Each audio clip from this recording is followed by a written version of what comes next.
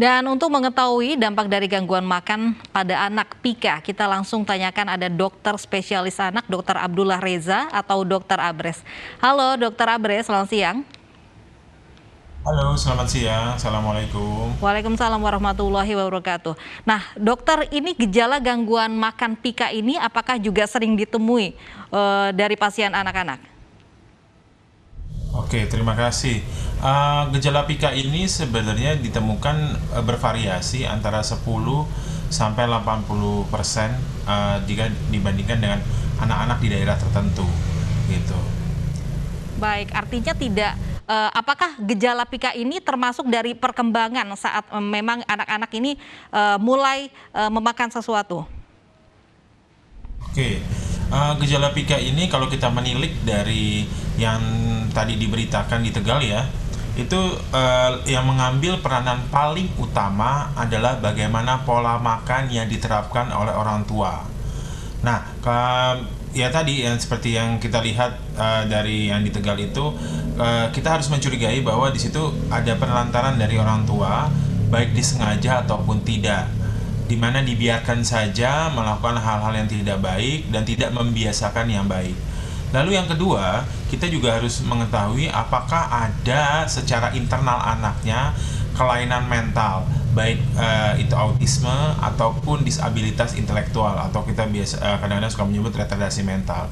Dan yang terakhir adalah kita harus mengevaluasi secara spesifik apakah ada gangguan nutrisi pada anak ini, baik dari segi status gizinya ataupun dia ada gangguan malnutrisi atau kekurangan gizi dari mikronutrien seperti zinc ataupun besi, yang dimana kalau memang ada kekurangan dari zinc dan besi ini memiliki pika yang serupa dengan yang ditampilkan pada berita sebelumnya.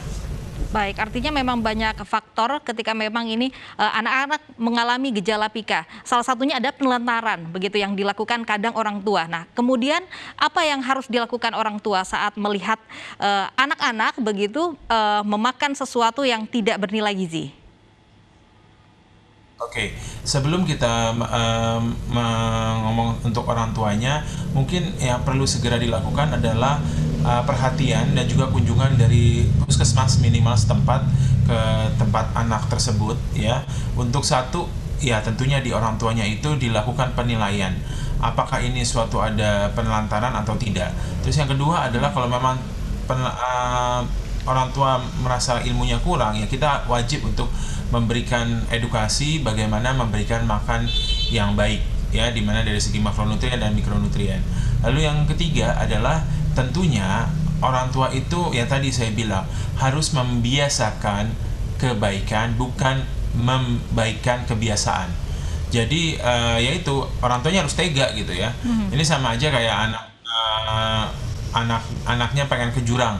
Kalau nggak ditahan, nangis gede-gedenya ya sampai gloso-gloso. Apakah akan dilanjutkan, dibiarkan dia ke jurang gitu kan? Nah, ini yang harus benar-benar diperhatikan oleh orang tua. Terus sekali lagi, karena ini kan sudah cukup lama dilakukannya, kita harus memastikan dia tidak ada efek samping yang ditimbulkan, dan juga kita harus menilai nutrisi dari anaknya.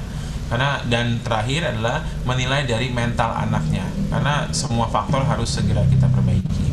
Baik, apakah bisa begitu pengalihan makanan ketika memang anak-anak ini memangnya contohnya suka makan pasir begitu, apa yang harus dilakukan orang tua begitu? Apakah mengganti kebiasaan gangguan makan ini? Wajib dileganti ya. Dan manusia secara umum, bukan hanya anak, dia akan makan apapun kalau dia lapar.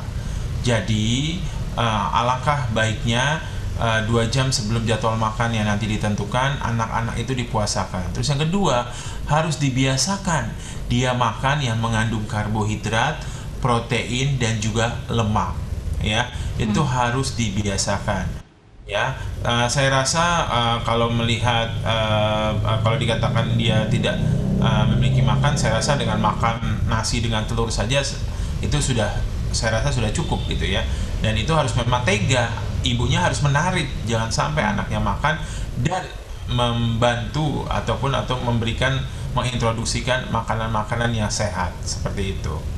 Baik ya, seperti contohnya yang di Tegal, Jawa Tengah ini memang juga sering ditemui juga begitu gangguan pika ini kepada masyarakat menengah ke bawah begitu. Ketika memang orang tuanya tidak apa-apa begitu, selama 1,5 tahun anaknya ini kebiasaan makan pasir begitu, tidak ada gangguan, tidak ada gejala.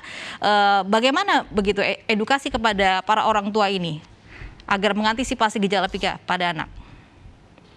Ya, satu, pada prinsipnya anak itu membutuhkan karbohidrat, protein, lemak, dan beberapa mikronutrisi, vitamin dan mineral. Pada pasir ataupun pada tembok ataupun pada tanah liat itu zat-zat makronutrisi utama yaitu karbohidrat, protein, dan lemak itu tidak ada. Itu dulu jadi pegangan kita. Ya, sedangkan kenyang atau tidak kan masalah volume. Jadi kalau pasirnya masuk, dia memenuhi dari lambung ya dia akan kenyang. Tapi kalau saya suka ngasih istilah itu kenyang bohong gitu, ya. Jadi dia kenyang, tapi tidak ada zat-zat gizi yang dapat digunakan untuk tumbuh kembangnya. Jadi wajib orang tuanya diberikan pengetahuan gizi dulu. Dan yang kedua, kalau untuk kasus itu sebagai tambahan, kita harus mengevaluasi kondisi anaknya. Saya berharap sekali dinas kesehatan setempat ataupun puskesmas setempat dapat membantu menarik anak itu dan melakukan pemeriksaan lebih lanjut. Saya rasa pasti ada program itu.